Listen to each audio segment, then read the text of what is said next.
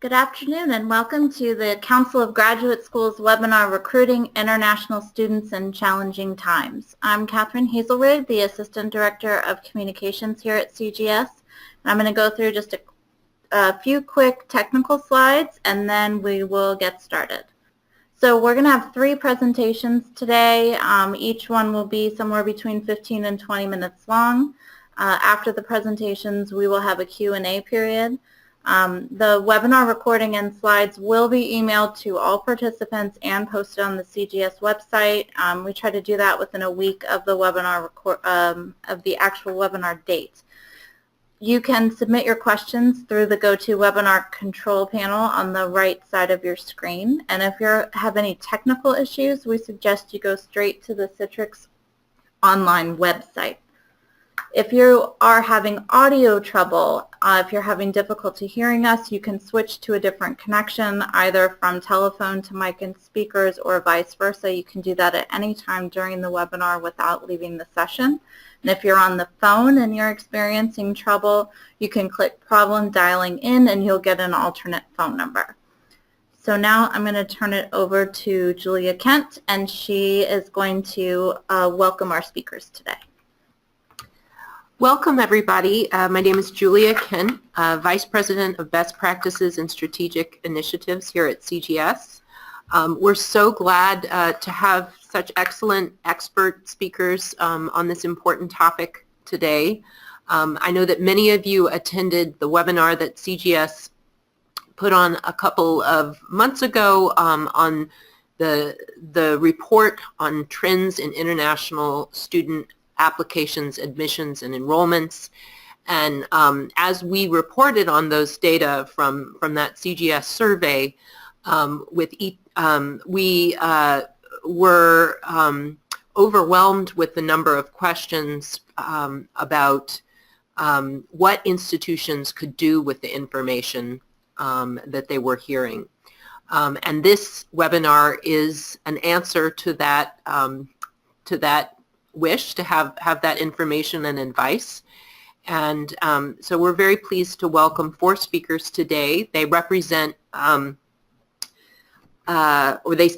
span 11 different time zones. They're coming from 3 different countries, the United States, Canada, and we even have a speaker, Christopher Madalis, who is presenting today from the Czech Republic. And so our lineup is as international as our topic. So today we'll begin with a co-presentation by Christopher Madalis, formerly of the State Department and an international education consultant, who will be joined by Margaret Winger, who is the Senior Director of Evaluation at Educational Credential Evaluators. Together they will be setting the stage for 2 presentations representing university approaches to recruiting international students. Chris and Meg will be talking about some of the trends that have changed the landscape of recruitment of international students for universities, while Francis and Jens will be talking about how tactically and strategically at their universities they will be, they are addressing these challenges and adapting their recruitment techniques. So we have a very substantive and interesting lineup of presentations today. The total presentation time for our 4 speakers will altogether be about 50 minutes. So when we get to just before 2 o'clock, we hope, if we can manage to stay on schedule, which I think we will then shift to a question and answer period. And I know that many of you have a lot of questions that you would like to ask these speakers. So without further ado, I am going to hand it off to Chris Madalis and Meg Winger. Thank you very much, and I would just like to begin by giving a brief overview of what we'll be covering today. I'll cover the first bullet point, and Meg will cover the credential evaluation perspective, and then Francis and Jens will take a look at the institutional perspectives. So, what I'm going to do is talk about global trends impacting mobility, because we really need to understand the global ecosystem of higher international education that we're currently operating in. You know, we're seeing a number of trends around the world: the rise in nationalism, various cultural and demographic shifts, current events, and all of this influences where students are coming from and where they're choosing to go to study. So, what I want to do first is take a look at some macro level data about global student mobility, and then also share with you what some other countries are doing to attract students. So, looking at the highest level view. Now, global student mobility continues to grow, and last academic year there were over 4.6 million students studying outside of their country in higher education. And one estimate puts the number of globally mobile students at up to 7.2 million by the year 2025. So indeed, we expect this phenomenon to grow. Project Atlas of the Institute of International Education is a very useful collection of data, which I'm drawing from for this presentation, by the way. Again, looking at the global view, here are the top 12 host countries for globally mobile students.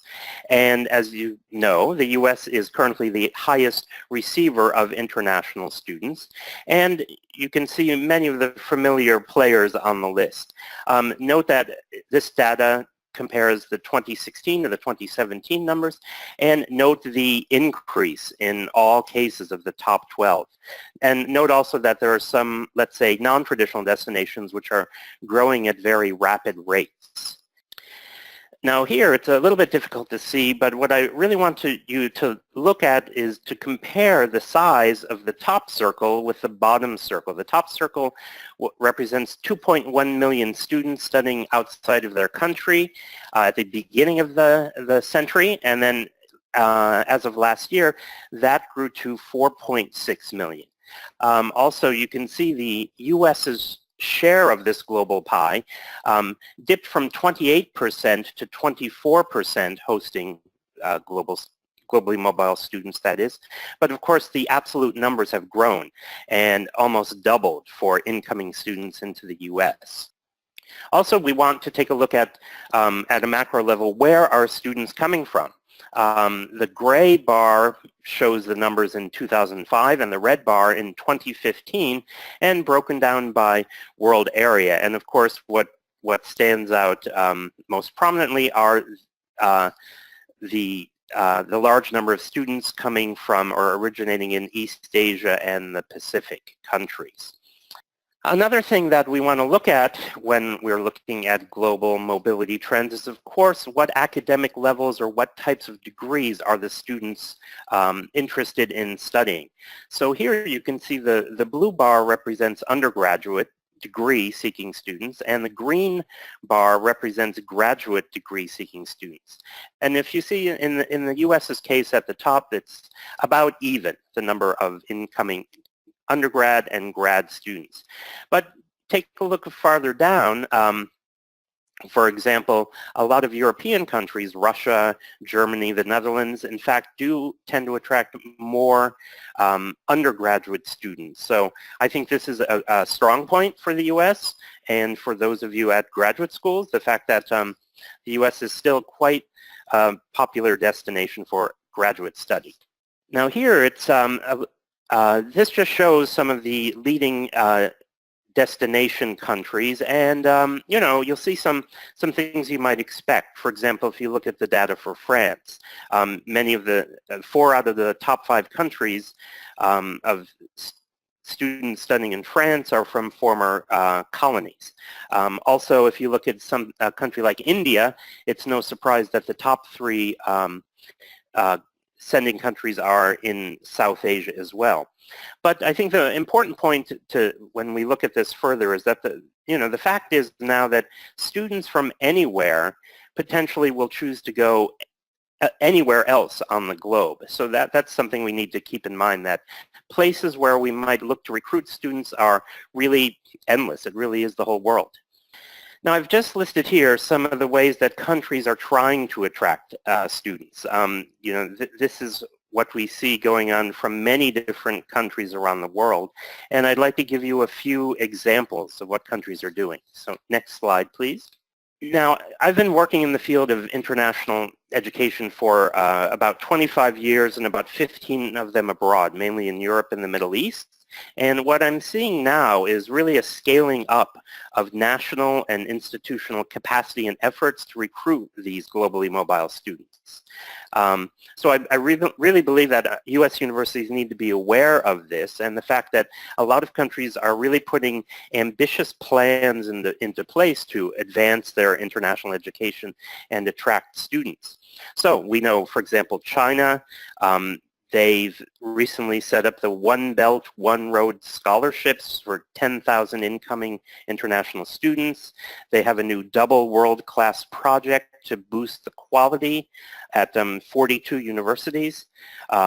France, of course, has its traditional links to Francophone countries, but they've also just signed an MOU with India to increase the number of Indian students to 10,000. Also in Russia, they've just announced $83 million investment in attracting international students over the next 5 years. So one other trend that we're seeing is the growth of regional hubs. And again, sometimes this does relate to past relationships. Some countries have been doing this for quite a while, like Australia, France, and Russia, but there are new actors as well. For example, the Czech Republic is really investing significantly in research and setting up world-class research centers and to promote collaboration and mobility. They are increasing English degree programs, and they're targeting countries let's say in the wider region, but also afar. For example, China, there are quite a number of relationships with. Now, I'm currently serving as a senior international advisor at Palacký University in Olomouc, and you see their efforts have really paid off with a 43% increase in incoming international students, hosting international conferences, and getting themselves into the global rankings.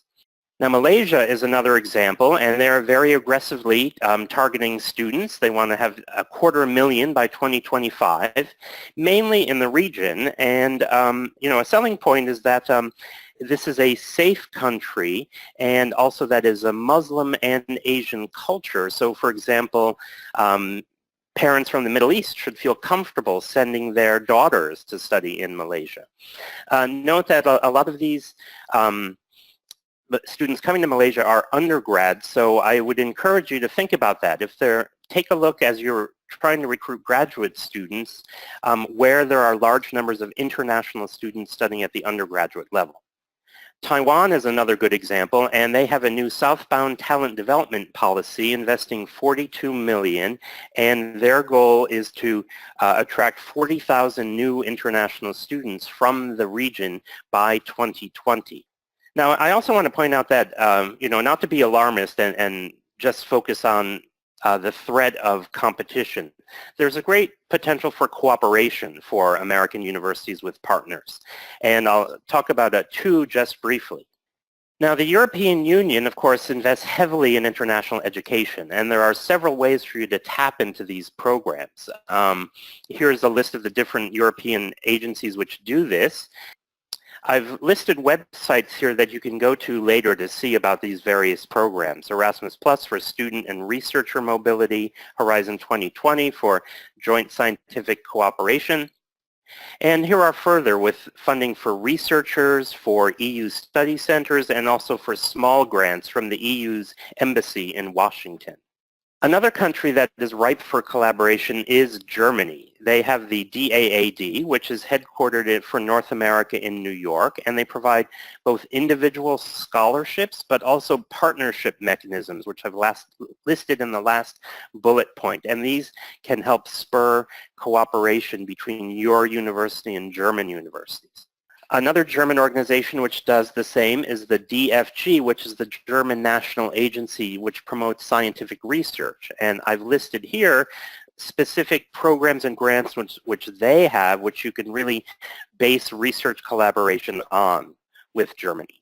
Here's a list of German websites for you to refer to, and the next slide as well also has further information where you can find out about cooperation with Germany. So I hope you've gotten a global perspective on mobility, and I'd like to turn it over to my colleague Meg Wenger. Good afternoon or good morning, everyone. I'm just about in the middle of these 11 time zones that we're coming in from. So it's just afternoon for me. I'll talk a little bit just to highlight some of the open doors statistics, and then talk a little bit about some things to think about from our perspective. Next slide, please. So keep in mind that Open Doors is really the statistics for students coming into the U.S., so this is more of a U.S. perspective. New enrollment declined at the same time that total international students is up. And the concern there, I would say, would be that freshman students are down, the senior students are up a little bit. So what's happening is the dip is going to slowly move its way through the undergrad sort of cohort. And so we'll probably at the graduate level be seeing this dip or have concerns about this dip in a few years. Otherwise, China and India continue to be up, Brazil, South Korea, and Saudi Arabia down. Not too much of a change in the fields that international students are looking at, STEM fields and business fields. And then I just would have you keep in mind that still the vast majority of international students in the U.S. are either self or family funded. So it's a matter of recruiting not just the students, but in many cases also recruiting their families, because their parents, aunts and uncles, extended family are really continuing to be the people funding these international students. So it's important to keep that in mind when you're doing recruiting. Next slide, please. So I really ended up couching some of what I wanted to get across in questions for you to reflect on that might help you think about the perspective of the credential evaluation piece of it. And that kind of came out into two different areas. Internal issues. So does your institution accept holders of 3-year degrees into graduate programs? You need to understand what your own institutional policies are in order to focus your recruiting. In other words, if you're recruiting in India, if you do accept 3-year degrees, that makes sense. If you don't accept 3-year degrees, you may want to be recruiting students who already have master's degrees from India. So it's a three-year bachelor's and 2-year master's system, like many of the current Bologna compliance systems in Europe and other parts of the world. Now they're also adapting the Bologna system. I would just quickly point out that typically people refer to the Bologna system and assume a 3-year degree. Countries that are Bologna compliant, basically the requirements are a 2-step system with a total of 5 years. So some Bologna countries do have a 4-year bachelor's degree and a 1-year master's degree. So keep that in mind.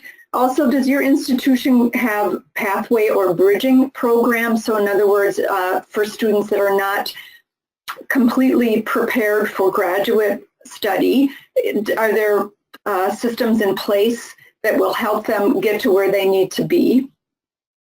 Know your requirements for domestic students. You probably require a 4-year undergraduate degree, certain number of credits in the major field of study, a certain GPA, and then of course departmental requirements. I think it's important to make sure that your requirements for international students are the same or comparable to what you require for domestic students. Particularly if you're a public institution, that would be something to have in mind. So also, what if the student meets the degree, course, and GPA requirements, but does not meet the English language requirements? Do you have a pre-admission English language program? Those kinds of things. Do you do credential evaluations in-house? If you do, fantastic. If you don't, carefully vet the evaluation agencies from whom you accept evaluations, because we do have very different policies. Two different members of the NACES, for example, may come up with very different equivalencies for the same program. So make sure that the evaluation agencies' philosophy and policies match your institutions. How do you detect fraud?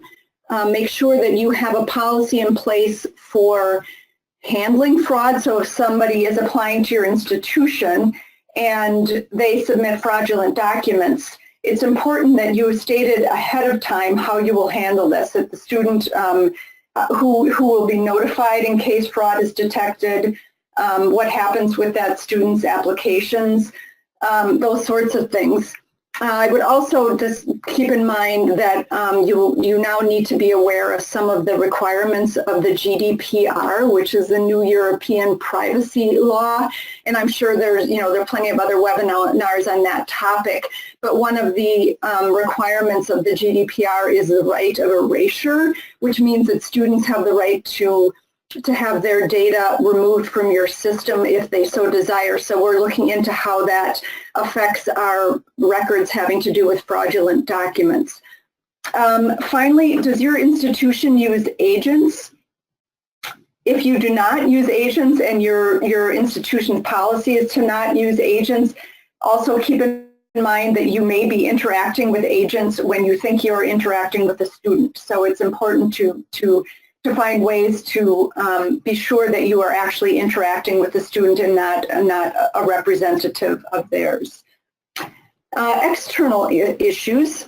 So you're considering recruiting in a particular country. What is their first degree equivalent to in the US? Do you know what the equivalency for a first degree from Tunisia is, or Indonesia, or Bangladesh?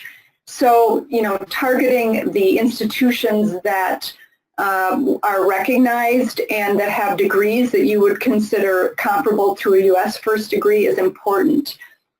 What are your requirements regarding general education? In the U.S., of course, the traditional undergraduate model has a significant amount of general education. Most other countries around the world do not have that, and you will not see that in their undergraduate education. So that's something else to keep in mind. What's the educational culture? The students coming from a culture where they are not expected to work in groups, or they are not expected to participate in class, to come to the U.S. System where our culture, particularly at the graduate level, is very different from what some students might be expecting. So there's pieces of either to keep in mind when recruiting, or also to deal with at the orientation stage. Do you have a basic understanding of recognition in the country in which you're recruiting? So I can imagine that even if professionals in credential evaluation struggle with this issue, that a number of people at universities recruiting internationally struggle with it as well. You obviously do not want to be recruiting students from institutions that are not recognized in their own country. So make sure that you have a good understanding of that before you recruit somewhere. India, China, there are a number of unrecognized institutions throughout the world, Europe, Africa. There are a lot of often private institutions that would not be considered recognized. So know that going in, so you can recruit sort of strategically. We're seeing a lot of programs that fall under the umbrella of transnational education. So if you've got a Chinese student who's attending a British institution in China, is it a Chinese degree or is it a British degree? Again, the UK does a lot of franchising of institutions in other countries that impacts the recognition of that degree, so keep that in mind. Is your international market diverse, and do you have expertise to evaluate various systems? We all know that there's a risk in putting too many eggs in one basket, so making sure that you're recruiting from a broad geographical area so that we're not too reliant on students from one particular area or country. And then again, if you're recruiting from, you decide to recruit from Indonesia, then do you have the expertise on your staff to evaluate those credentials, to make sure that you're getting authentic documents that have a good understanding of the educational system for those students who may be applying for graduate programs? Do you have a brand awareness and recruit students who are a good match? In the town I grew up, Green Bay, Wisconsin, there is the University of Wisconsin Green Bay had particularly in the past a focus on environmental issues and particularly water quality issues. So they recruited a student from Egypt because he had done undergraduate work in having to do with water quality issues in the Middle East. And so it didn't necessarily seem like a logical match, but because of the focus of the university and the student and the area they were recruiting, it ended up making sense. So kind of be open to possibilities that might not initially seem to be a logical match, but knowing your brand and the strengths of your institution will help you get really good, appropriate students. Then I would finally say which students are successful at your institution. So keep in mind that you should be keeping track of students who are enrolled at your institution and hopefully finish a degree program. Where did they have issues? What did they do well at? So that when you're recruiting in those countries, you have a way to communicate those issues to the students and an awareness of what that particular country's students have their experience at your institution. So I include, and you can just tab through, there's 5 bullet points here and you can just get those up. I won't talk about this much. This is sort of, the Bible for credential evaluators, and it's always something good to keep in mind that there are smart people in every country. There are educational programs that can be equivalent without being identical. 1 year of full-time study in one country is the equivalent of 1 year of full-time study in another country, and so on. And this is really just to make sure that we keep a step back, take a step back, that we don't go too far down a rabbit hole of saying, I really want, kind of students from France because X, Y, or Z, or I'm worried about students from Nigeria because of the corruption there. Most things that you can say about students from any country apply to every country, and this kind of helps us take a step back, and that different evaluators will come up with different equivalencies. Both can be correct. So knowing that there are different answers to every question kind of just sort of reminds us of the overarching principles of credential evaluation. One more slide, please. And so this is just sort of to summarize some of the things that Chris and I have talked about. I think it's important to keep sort of track of your spectrum. So the spectrum is from prospective students all the way through alumni, and that you should be paying attention to what happens, each step along the way. So as Chris pointed out, think about strategic partnerships and cooperation. Foreign sources of funding, in other words, there are a lot of governmental scholarship programs out there. Keep track of global trends. We've seen a lot of news lately about countries that are becoming more nationalistic, both sort of politically and philosophically.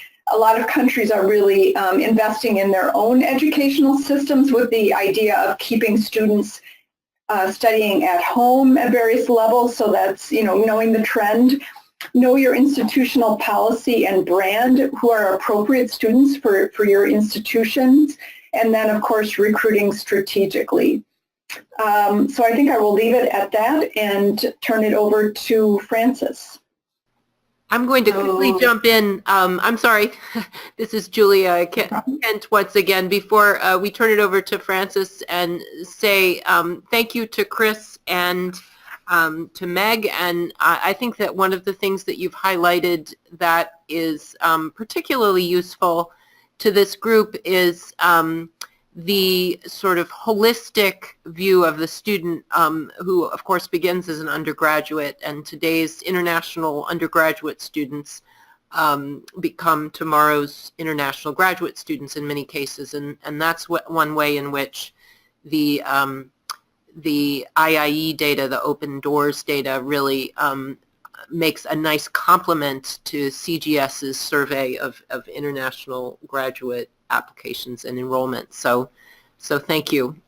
We are going to shift now to the two university presenters who will be sharing their own university strategies for international recruitment in today's environment. And we will now turn it over to Frances Leslie, who is Vice Provost for Graduate Education and Dean of the Graduate Division at UC Irvine. So good morning. It's still morning here in California. So happy to go from the general that you just heard to the much more specific, in which I share with you some of the strategies that we've developed here at UC Irvine to attract students. If I can, next slide, please. So for our international outreach, we do not use agents. It's our institutional policy not to use agents. At the undergraduate level, there's a fair amount of in-person outreach, but at the graduate level, we don't have the resources to do that. So what we've used here in the graduate division is digital outreach, and we find that to be very cost-effective. It has broad coverage, and it can be targeted. So here at Irvine, we actually are trying to grow our doctoral programs in general. So we're trying to increase doctoral enrollment of both domestic and international students. So we have to have a strategy to do that, and ultimately we're trying to increase our doctoral enrollments through increased brand awareness. UC Irvine is fairly unknown, even though we're an AAU. We're relatively young. We're the youngest AAU, and many people haven't heard of us. And so this is absolutely critical that we become known to prospective applicants, and that they are familiar with who we are. So it's critical for us, as we aim to increase our doctoral enrollments, that we increase the number of applications and or the yield of those applications in order to maintain quality during doctoral enrollment growth. A secondary goal that we have is that we've recently launched a series of new professional master's programs, and we would like to increase awareness of those. So the approaches, and these are relatively new approaches that we have undertaken, is that we do targeted ad and email campaigns. So I'll talk about both of those. We use cohesive branding. So before it was just let 1,000 flowers bloom, but now we try to be cohesive in the words that we use and the images that we use and in our videos, and that we have a consistent branding and aesthetic. So when we communicate with graduate prospects using digital media, it's very, very important that we find to have a good tone in all of our messages. So we try to be inclusive. We try to be conscious of the diversity of our audience and speak to everybody. We try to avoid aligning our messages with specific values or belief systems, and we want to be consistent with institutional messages, since the graduate division is part of a larger institution, and we need to properly showcase the larger institution. We try to be approachable. It's using this approach, it's an opportunity to be more conversational than the tone of our more official communications. And but at the same time, we have to balance approachability with professionalism. And one thing that we try to do, in addition to our own development of materials, we find that students really pay a lot of attention to what other students think, say, and do. And so we try as much as possible to use user-generated content such as photos, videos, and blog posts, although we found our own students to be fairly resistant to that, interestingly. They're very digital natives, more or less, but they're not necessarily that keen to help us by sharing their own content. So the two approaches that we used were customer relations management mediated email campaign plan. I'll talk about that first. And then we also used social media in which we generated both organic content and we paid for ads. So what is a CRM? We basically have a CRM as part of our admissions system. If you ever get an email that is targeted specifically to you, it says, Dear Francis, even though it's a mass email, that's coming from a CRM campaign. So we started the email campaign in 2016. And what we did was we purchased names from the GRE search service, and we can identify the demographics of those students, whether they are, for instance, underrepresented minorities here in the United States, or if they're international students. We could also determine their disciplines, their disciplinary areas of interest, whether they were science or non-science students. And so we developed this flow chart as to what to do throughout the entire campaign. So this isn't just about outreach, it's about once they fill out an application, following up, because we realized that we weren't particularly responsive as a campus once the students filled out an application. It might be weeks before they ever heard from us again. And we realized that, no, we have to be far more interactive with them and let them know at every step along the way that we are with them. And I think it's an important message to send. So this is basically what we did to, we followed when a student opened, or a prospect opened our email. We then looked to see if they actually clicked on the application or if they didn't click. So if they didn't click and they didn't, or if they didn't open the email in the first place, we tried a follow-up email a second time to see maybe they just missed the first one. And then, as I said, when they actually filled out the application, we immediately said, thank you, and you will be hearing from the program soon. And if they didn't fill out the application, shortly before the deadline, we sent them a follow-up email, you know, we have your application, would you like to complete it? And then we also used this approach for yields when students were admitted. Next slide, please. So this is an example of an email that went out to an international student. The Power of I was actually the entire institution's branding message for 2016.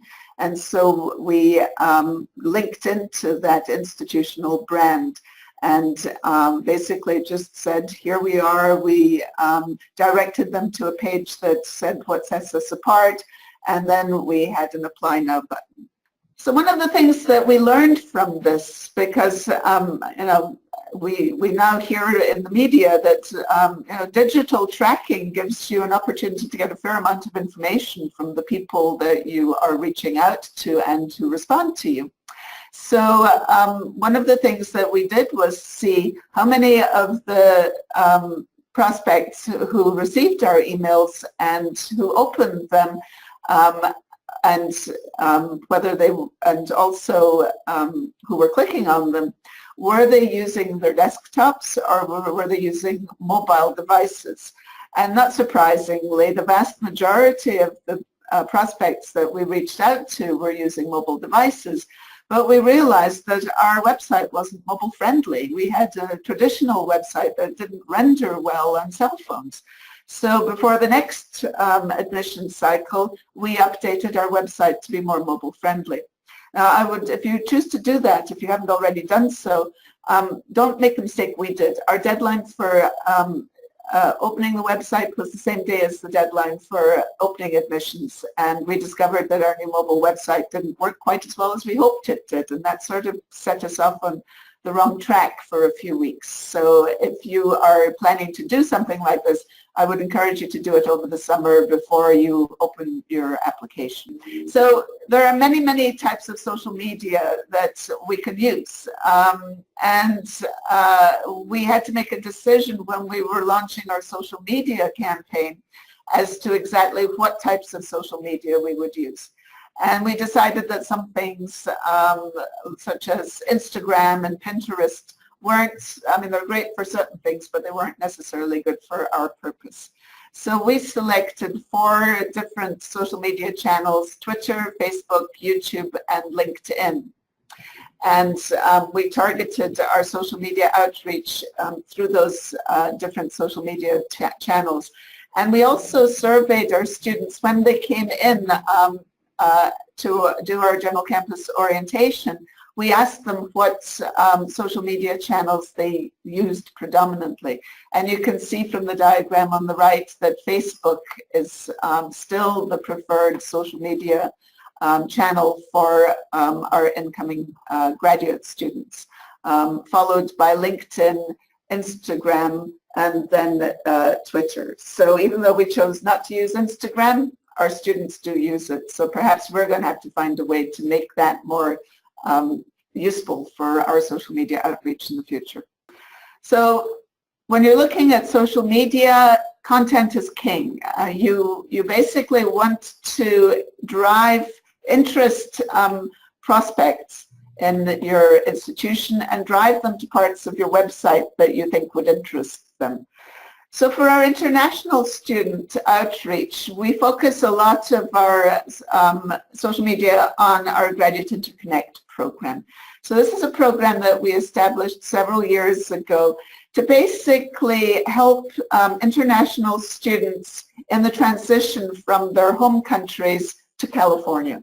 That can be a difficult transition, and so we created a program. These are the graduate peer mentors that are part of this program. So basically every year we recruit a new cohort of graduate peer mentors. Many of them are themselves international students who benefited from this program. Others are American students who would like to share their perspective and their culture with incoming students. So there's a nice mix of students. And we actually require that every one of these students gets mentoring training before they actually become a mentor. So these are some of the items on our Graduate Interconnect Homes website. We have checklists to help international students both pre and post arrival. We have an international graduate welcome and orientation that I'll talk about a bit more in a moment. We have a Taste of America program that we launched a couple of years ago to try to embed our new international students in our local communities. So we invite our local community to host our international students for dinners. And that's been very successful, particularly around Thanksgiving. It gives our local community a way to welcome our new students, and it gives our new students a way to feel like they're welcomed by the local community and are part of it. We also have a blog, and this is student-generated content. So we invite our Graduate Interconnect peer mentors to write a blog. So there's a weekly blog post about graduate student life.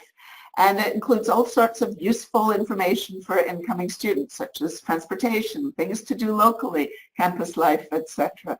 One of our most recent successful blog posts was on surfing, since we are on the coast in Southern California. We have an English, an ESL academic writing series, and then we have other centers, or graduate resource centers, where we do a lot of our programming in the graduate division, and obviously our international center.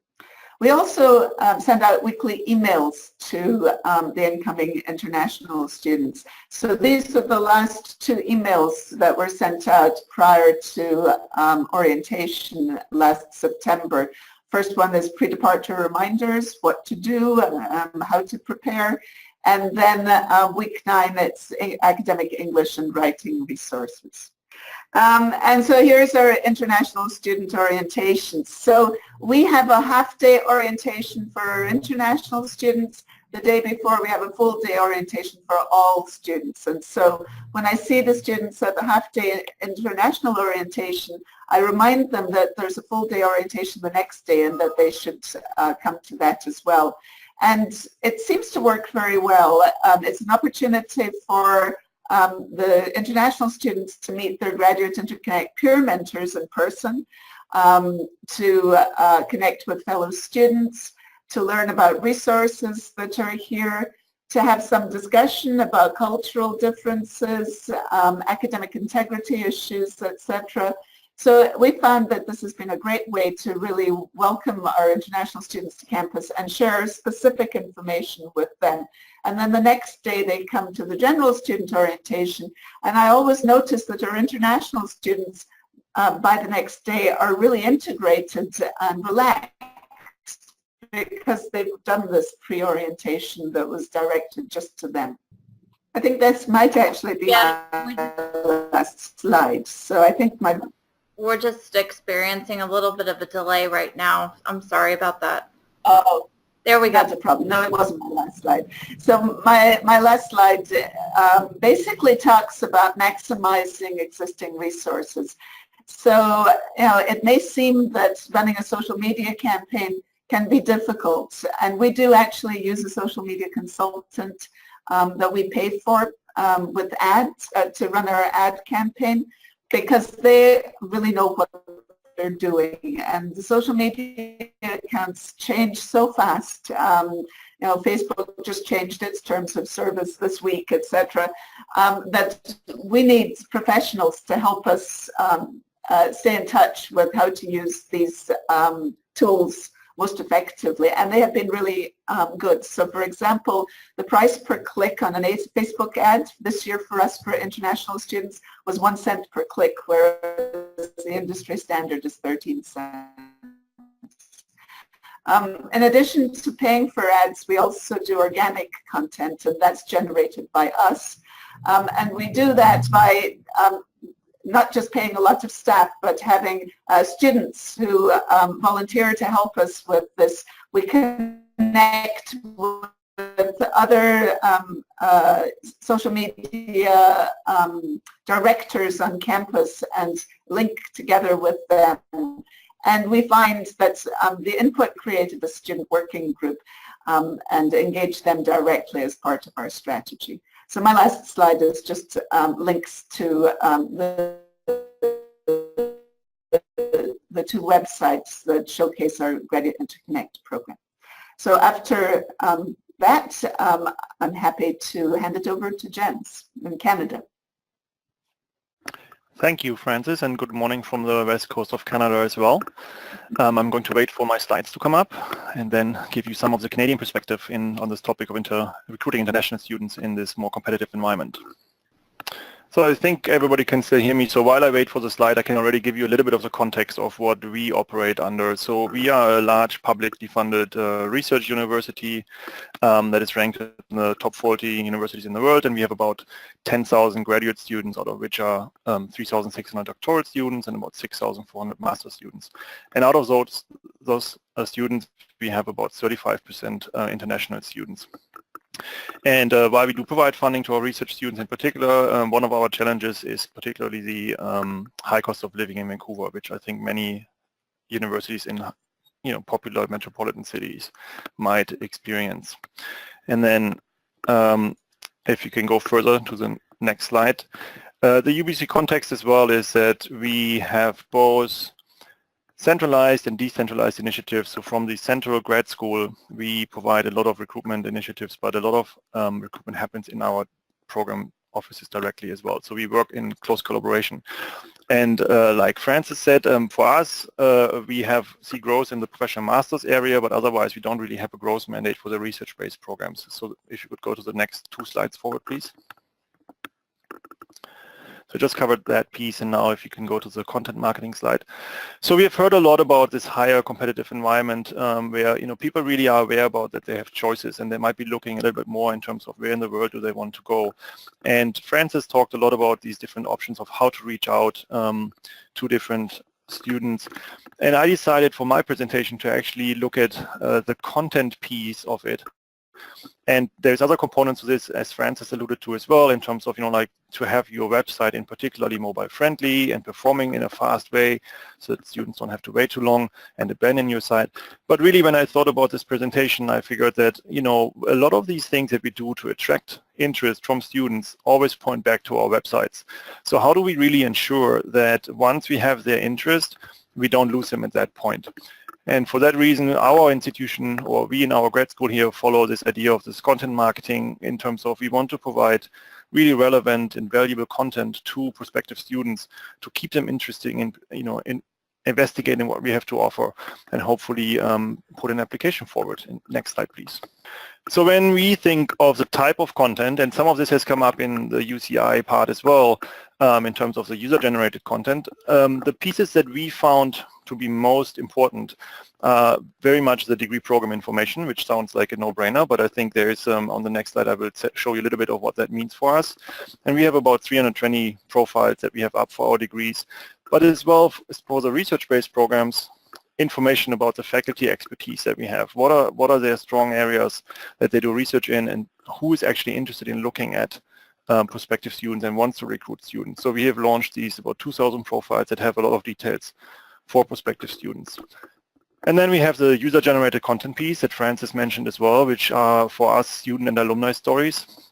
And you can see that we have several hundred stories up, and I'll give you some more details on that later in our website. So the idea here is to provide authentic information of actual students and alumni to prospective students. And then the other piece that we focus on is application advice and tips, which is really right in this idea of content marketing. It's applicable to applicants to any institution, not only UBC, but we hope that by providing this content, we attract interest and they check us out further. And we use this content in a variety of ways. So you have heard of all these different channels already. It could be in social media, it could be paid advertising, it could be email campaigns, and as well for organic search and search engine optimization. Next slide, please. So very briefly, the principles that we follow is that we have a transparency initiative, and we have pushed that quite a bit on our campuses, where we want to have a lot of information transparently available to prospective students.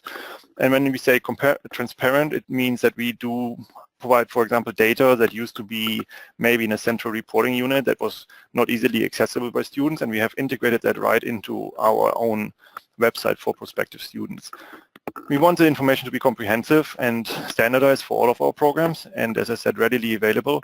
And then another piece is up to date, which all sounds pretty standard and simple, but if you work in a decentralized environment where you don't really control your web environments of the departments and programs that you work with, there are some challenges of actually ensuring that everything is kept up to date when you have turnover of staff in programs and those kind of things. So we decided that this is something that we want to tackle centrally. And then I already mentioned for the story component and the user-generated content, this authenticity is really important for us to build trust with this audience. So when I talk about degree program information, these are a couple of the things that we focus on that we want to have as kind of a one-stop shop available for prospective students. And unfortunately, I can't really show you this in a live environment, but I really encourage you to go to one of these URLs that I've put up here as an example, so you can really see how this is presented. So we work very hard on actually getting a compelling description for every program and what makes that program different from other institutions. And it sounds easy, but we have found that it's actually considerably hard to achieve when you work in this environment where you have 90 different departments. And who is the right person to write this content? How do we keep it up to date? So that is an ongoing challenge, but I think in these other areas that I've mentioned here, we had a lot more control about this data, and we have made huge headways in actually providing very important information centrally to prospective students. And I often say to our own departments that, with our degree listing now, you can probably answer 80 to 90% of the most common questions that prospective students have on one single page about a program. And I'm going to give you some examples to some of these. So I think the particularly interesting ones are the career outcomes and the data that we provide in terms of not only the tuition and the course, but then the statistical information. Next slide, please. So here's an example. So I just cut this out of the profile. So it's one tiny component of such a profile. This is a chemistry PhD. And in 2016, we, for example, did a study on all the PhD career outcomes. And the left shows you information which we basically now have available for all of our 95 PhD programs, for example. And as a prospective student, you can get immediate access now to what the historical employment of these graduates looks like in terms of which sectors they are in, if they were in higher ed, what type of role they have, the employers in higher ed and outside of higher ed, and then sample job titles outside higher ed. So this is really valuable content that we find helps us quite a bit in our outreach, as well as building this trust with the applicants.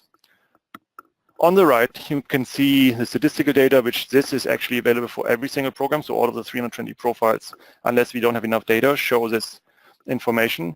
So we give every applicant the exact idea in terms of what the number of applications, offers, and registrations look like over the past 5 years. But more importantly, we not only do that, but we give them the entire set of completion rates and times. So, how many people actually graduated from this program, and how long did it take them. And this information can then be used to do financial budgeting and to see if you can afford to actually come to our institution. Next slide, please. So the other piece of content that we focus on, this is a newer initiative, it's really better understanding of what our faculty members have expertise in. And that has not only been helpful for the prospective student outreach, but actually in many, many other areas of the university. So we've heard things like strategic partnerships internationally. So it really helps if you're considering certain partnerships to know exactly who is engaged with other countries and what kind of research collaborations might already be in existence to help you basically form your outreach to those countries. So we were looking at like what are they actually doing, what is their publication records, and then the really important piece was for the recruitment, are they looking for students, do they have funding for these students, give some information on past supervision, and then other questions around, are they open to do experiential learning experiences such as internships. So this data did exist on some of our departmental profiles, but a lot of it is new. So we basically have this system now where faculty update this information, and they can tell us exactly, I'm looking for a PhD student in 2019, and I'm considering these types of research projects. And with that, we can now build these other lists of research projects that are available, which are super important for our recruitment activities, because we drive a lot of traffic to those areas. We use, for example, the information and see where there's overlap on research interests. Like last year, we had a huge number of people interested in internet security research topics. So we bundle those kinds of things up, and then we can push that out into social media as a package of here are 6 faculty members who are all looking to work in this area, and to attract students that way to this type of topic. And again, I encourage you to take a look at those profiles, because I can't really show you very well in this slide how that looks like in reality. Next slide, please. So Francis talked about user-generated content, and that has been a huge component of our outreach for, I think, since 2010. We started when the Olympics were in Vancouver to build a solid set of student profiles. And these are not the entire questions that you see here. I just picked a few examples. So it's basically a standardized questionnaire that we send out to students, and we focus, for example, on award winners, major award winners. And so we have a constant inflow of these content pieces, and they have to answer some mandatory questions, but then there's about 8 or 9 questions that are optional, and they can pick which ones they want to answer. And then we use that information. It's all cross-linked from each program, from faculty listings and on the supervisor profile. So you can very easily browse, when you land from a search engine, for example, on a student profile, you can immediately see what the supervisor is, click on that supervisor profile, go from there to the program. So it's all interconnected and really easy and convenient for the students to get this information. And then about 2 years ago, we started to actually build alumni profiles as well. And you can see some of the questions here that we asked these alumni. And as Francis mentioned, you need a constant flow of content to be active on social media, for example. And this is really our bread and butter. Like, we use this on an ongoing basis to actually push out into our social media channels, for example, and for paid campaigns as well, and for targeted outreach. So we look at these mobility trends, and if we pick certain countries that we want to approach, we ensure that we have profiles of both alumni and students from those countries and include those things in our materials, in our outreach. Next slide, please. So the next slide is just an example of one of our student profiles. Again, it's only a piece of it. There's much more on the page. But you can see here that we include rich media like videos and images if we have it from these students. We have recently started to ask them, we used to ask them just for a professional headshot and maybe a personal, image that shows them engaging in maybe in our outdoors here. We now ask them for research images as well that show the kind of research that they're doing. could be lab-based or could be performance-based or whatever it is, so that we can have different images available. And here you can see in the left sidebar, as I mentioned, it's all cross-linked. Like you can go from this profile, if you find this through an internet search, directly to the supervisor of this person, who is Ryan Seals, and from there you can go back to other profiles or look at maybe some of the thesis that the person supervised directly in our library. So you get a really quick and easy access to a lot of valuable information for you as an applicant.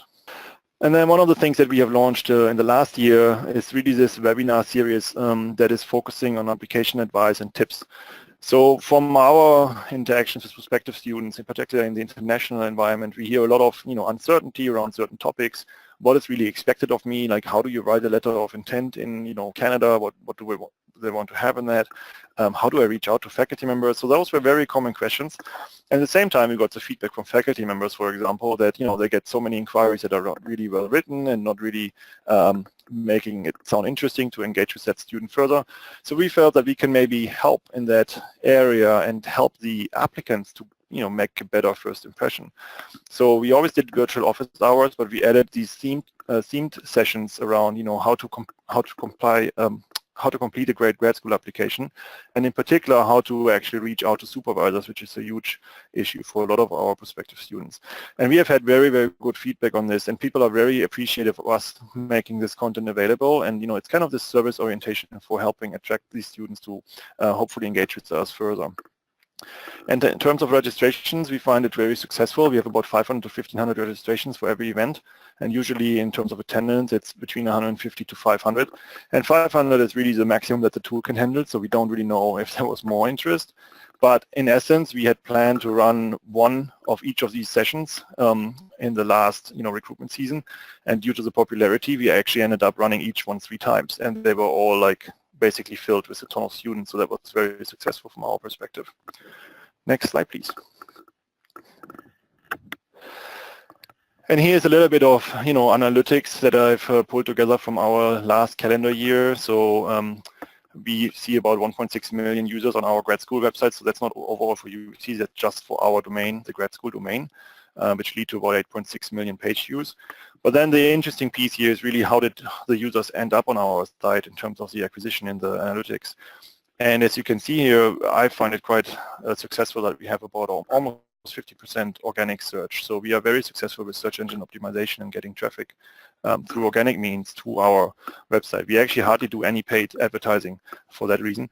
And you can see here we talked about the degree program profiles, which is really a core piece of the content that we offer. It attracts considerable amount of that organic search comes directly to those degree profiles. And then if you look at the page views by content type, I mean, again, you can see that it's, the vast majority of page views actually happen on those degree program pages because there's such a wealth of information and it's super useful for students. Compared to that, our organic or the user-generated content is small. For example, the student profiles is 1.9%, but I would encourage you to keep in mind that that is still about 160,000 page views, and it's very targeted content, similar to the faculty profiles. I mean, there's really no expectation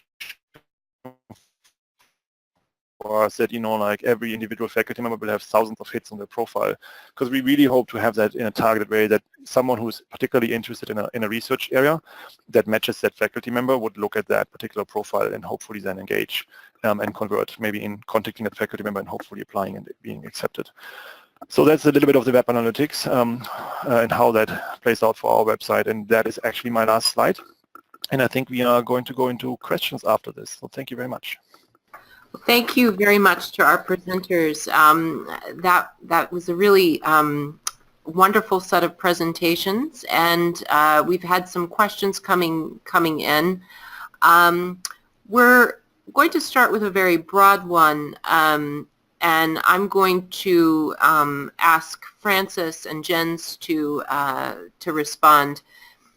The question is, in your experience, have international students from particular countries or regions been more receptive to certain outreach strategies?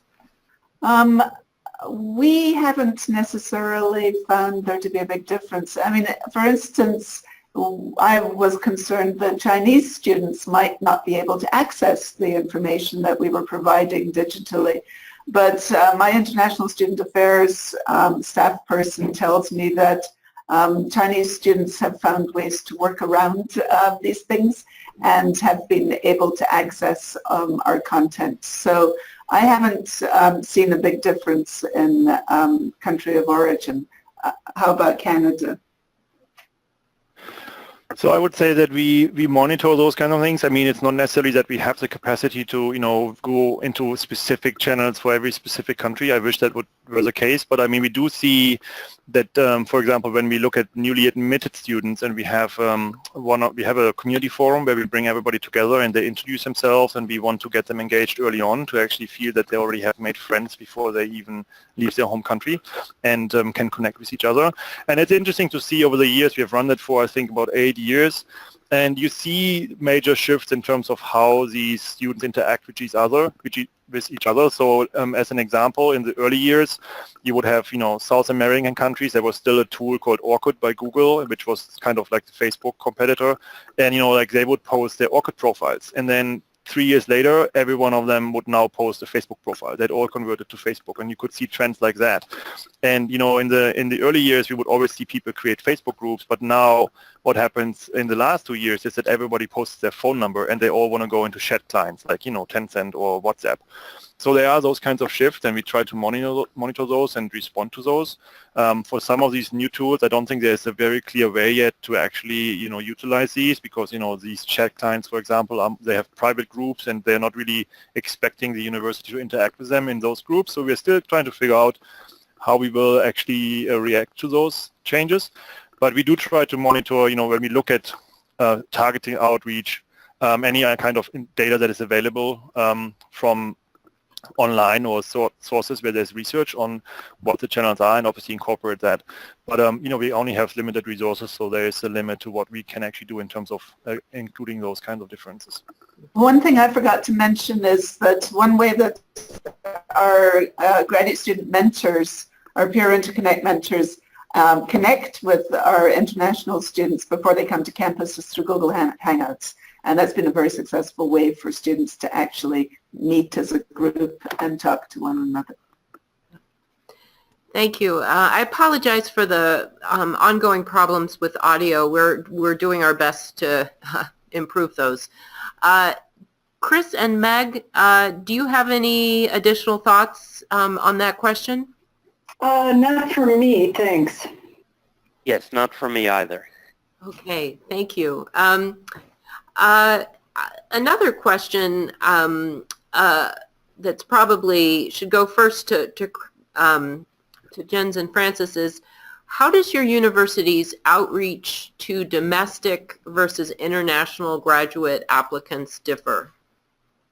So for Irvine, we can do more in-person outreach for domestic students. So we go to national conferences, we table at a number of these events, we bring students to campus, etc. That's why international is different, is that we don't have that opportunity, and so it's important for us to be able to reach them through digital approaches. So at UBC, we have dedicated offices on the undergrad level that are, you know, doing domestic recruitment versus international recruitment. That's not the case on the grad school level. So my team covers both. Again, it's kind of often a resource question. For domestic recruitment, we do still do more travel, and we used to go to more in-person events, and internationally that's less so because of the cost associated with it. We do have international offices though, like we have an office in Hong Kong, and we do work with our colleagues there that represent us at fairs in the region. So there is some differences in that way, but, you know, in terms of digital outreach, I think we follow very similar principles in terms of what we do and how we push it out. We obviously take into account different channels and different approaches that are maybe more applicable for Canadians compared to international students, and we work, for example, very closely in trying to attract like students that are eligible for the tri-agency funding, for example, that is the major funders in Canada. So there's small differences like that, but from a digital perspective, I think we follow very similar principles in terms of the content that we create and push out into those channels. Yeah, in terms of our digital outreach, our strategies are very similar. Some of the content we drive the students to is different. So, and that's even true for our domestic students. Our underrepresented minority students, we drive to different content on our website than our non-minority students. So we do try not only to share the general content that's important for everybody, but then to also share content that would be of specific interest to individual student groups. Mm-hmm. Yeah, and I think that's a great point. I mean, if we develop like custom landing pages, for example, if we have a campaign that is targeted at Canadians, we obviously focus on the pieces that are most important to Canadians. And if it's international, you know, like there might be other like, you know, the health insurance questions, safety questions that we might put more front and center that we wouldn't necessarily do with domestic students. Mm-hmm. I would just add a quick comment about the technology. I know that I worked for a short time in West Africa, and apparently, really, they've gone straight to viewing websites on a cell phone, so a lot of the students don't even have access to laptops, desktops, but most of them have access to cell phones now. So what Frances talked about with, you know, a mobile-friendly website is true for, you know, domestic and international students. Applicants. Great. Thank you. I know that one question that's on the mind of a lot of attendees is resources. You've presented a lot of information and a lot of strategies that take some pretty specialized information or specialized skills, so like the social media. And some of our attendees are really wondering how many people working together on these recruitment campaigns does it take to make this work? And I know this answer will vary depending on your institution's size and goals, but that's one thing that our attendees would like to hear more about. So Irvine, like most public universities, does not have an unlimited source of funds. So at the moment, we in the graduate division are using some of our own resources to pay the social media contractor because we had done such a bad job on our own. So we actually started in social media maybe 8 years ago, but we had really not managed those accounts properly. We had duplicate accounts, et cetera, and had really fallen behind. And so we felt it was a really critical investment of resources for us to make that work better, because we know in talking to our current students and our prospective students that they do use social media. They pay a lot of attention to it. And so rather than spend a lot of money on brochures, et cetera, we chose to put some money in there. I'm now talking to our Central University Communications. They would like to take over the funding of that contract.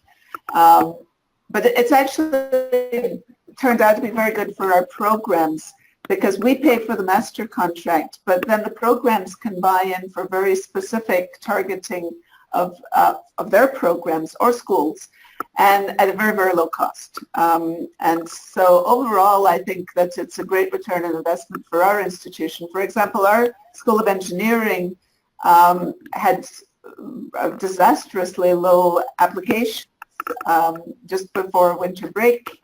Many of the programs had moved their deadlines a month early, and it didn't work very well. And so we worked with them. Our social media ad consultants worked with them to improve their applications. They extended their deadlines. And not only did their applications exceed last year's applications, but they actually find that the quality of the applicants is much better. So you have to think of it as a return on investment. What is it that you're aiming to do? And although it does cost some money, all advertising of any sort costs some money, and I think this is a very, very good return on investment for what we do. And then my last slide talked about, you know, it shouldn't involve huge amounts of staff to manage it at the university level. You can bring in students, you can work with staff and other units to sort of lessen the load. Mm-hmm. And Jens, do you have anything? Sorry, go ahead, Jens. So from our perspective, it's very difficult to answer because, you know, if you remember my first slide, we are heavily decentralized in a large public university, and probably similar to other such institutions, there is a lot of players in this space across the university. So while we have dozens of communicators that work in all these departments, they're not necessarily dedicated to recruitment, but their work still influences our recruitment because they put out, you know, stories about research successes and those kind of things. A lot of work in our institution is going into coordinating all of those people. So we have all these groups where, you know, we actually just start talking about, okay, what is everybody doing? How can we pool resources? So that is an ongoing debate to actually get that, you know, more efficiently using the resources that are available. In terms of the grad school itself, my team, I have a team of 4. I have a communications manager and a support person, and then I have a data analyst and a system support person. So really the people that work on these types of initiatives is the communications manager and the support person and myself. But they do all the other work as well in terms of, you know, like yielding admitted students as well as talking and like to current students. So we really operate on a small team level, and all the content that, for example, I showed you is managed by that team essentially. So having said that, we have bigger programs that have their own recruiters that work with agencies. Usually the ones that have new professional programs rolling out are more active in that space. So it's basically very, very different across the university. But yeah, I can give you the numbers for our unit. And in terms of actual investment, it's probably very low compared to what our US-based institutions would be doing in terms of spending on paid campaigns. Yes, this is Chris. I'd also like to add that, of course, resources are always scarce when we're talking about international recruitment. There's just never enough money to go around. But there are some low-cost ways, or let's say external help you can also tap into. In one of my former positions, I was the regional director in Europe for Education USA. And Education USA is a State Department-funded initiative which does provide information to students locally about the full range of study options in the U.S. But another service that the local Education USA advising centers abroad provide is also direct assistance to American universities when they are traveling abroad, or if they can't travel abroad, virtually as well. And the Education USA advising centers can help you with promotion and with reaching students locally, again, in person or virtually. So I do encourage you, especially if you are coming up with a targeted international recruitment strategy, to contact the Education USA Center in the country that you're interested in. That's a great and no-cost suggestion. Thank you.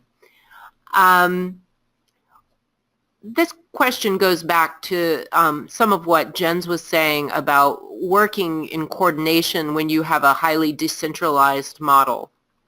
How do you get the kind of departmental agreement about a coordinated strategy?